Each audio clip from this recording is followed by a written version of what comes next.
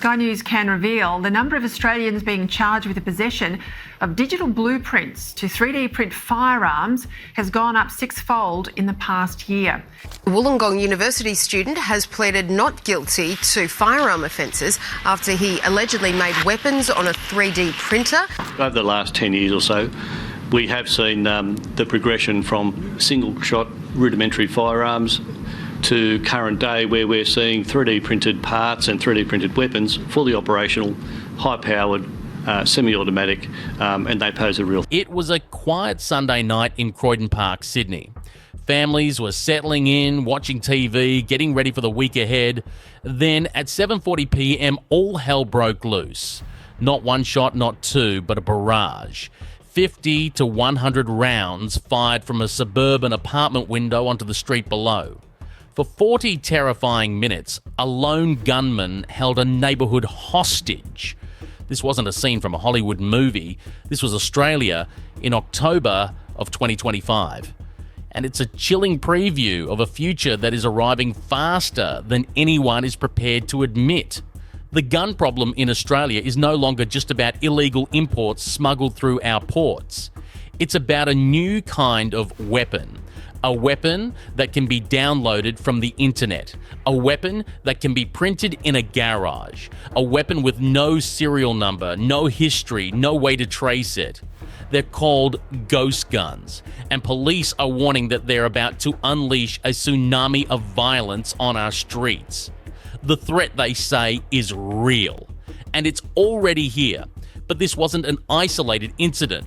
In August 2025, 2 police officers were shot dead in the rural Victorian town of Porepunkah. They were responding to a call, doing their jobs, protecting their community. A heavily armed gunman cut them down. A third officer was wounded. The manhunt that followed gripped the nation. Port Arthur was meant to be the line in the sand, but that line is being washed away. If you've had a gutful of watching our hard-won safety get dismantled by criminals and technology, if you believe that our gun laws should mean something, then you need to join us. We're the resistance, exposing the threats that the establishment wants to keep you in the dark about. To help us keep fighting, to help us expose the truth, join us on Patreon. The link is in the description.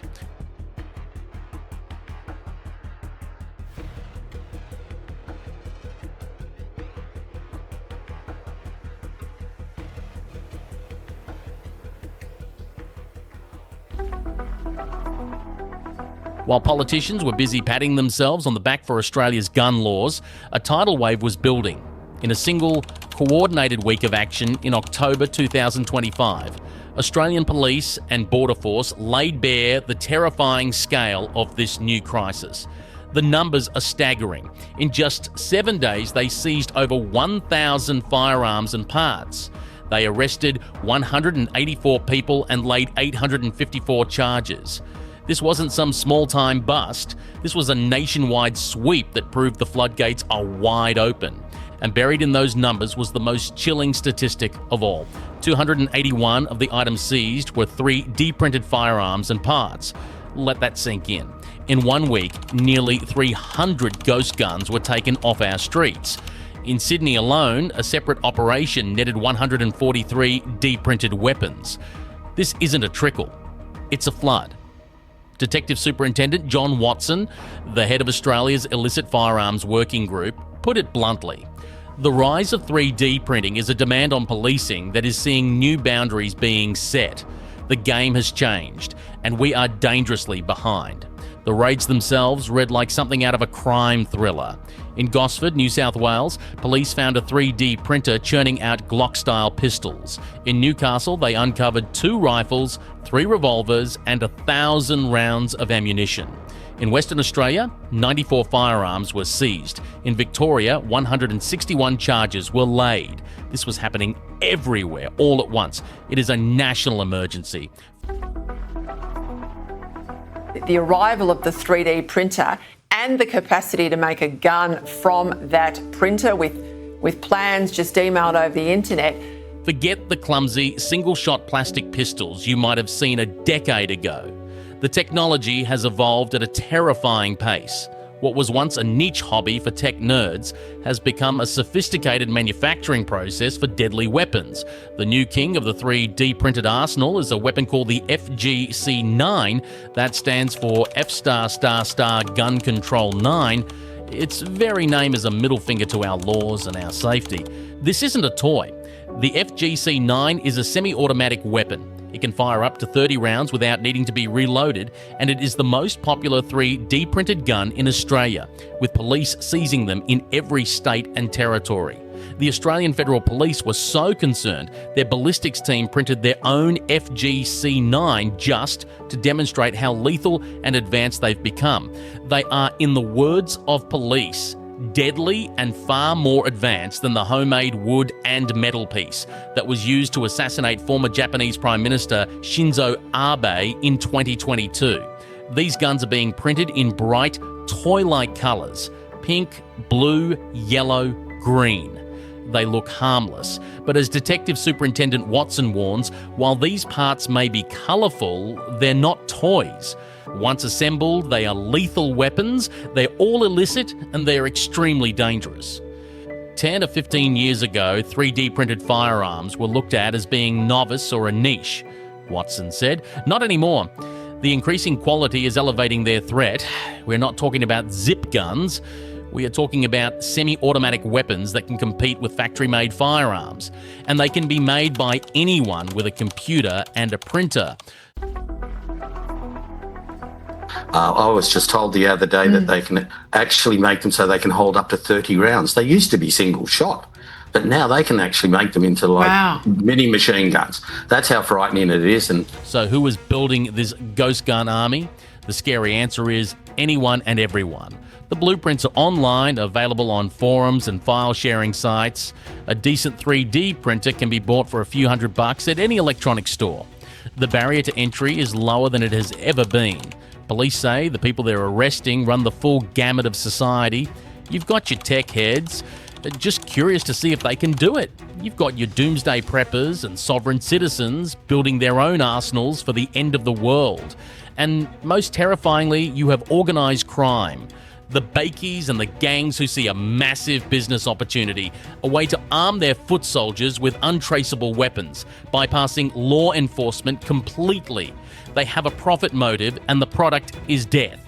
We saw it in the raids. A 52-year-old man in Gosford, NSW, allegedly found with a 3D printer and 3 manufactured Glock-style pistols. He was charged with 14 firearms offences. A 38-year-old in Mandurah, WA, with a homemade shotgun and copies of firearm instruction manuals. A 62-year-old in Cobden, Victoria, with a trafficable quantity of firearms, including 2 handguns, 9 partial revolvers, and 3 long-arm firearms. This isn't just a city problem. It's in the suburbs. It's in the regions. It's a cancer that is spreading everywhere. And because these guns are made of plastic, they can evade metal detectors. They are a ghost in the machine of our security apparatus. And here's the kicker. Many of these parts and printers are being sold by online retailers. Border Force Commander Graham Campbell issued a stark warning. Many of these items are being sold by online retailers, which may lead people to wrongly believe they are not controlled on import. Many of these websites simply place orders from overseas on the buyer's behalf without any considerations for import regulations. It's a loophole big enough to drive a truck through, or in this case, to smuggle in an entire arsenal. For nearly 30 years, Australia has been the gold standard for gun control.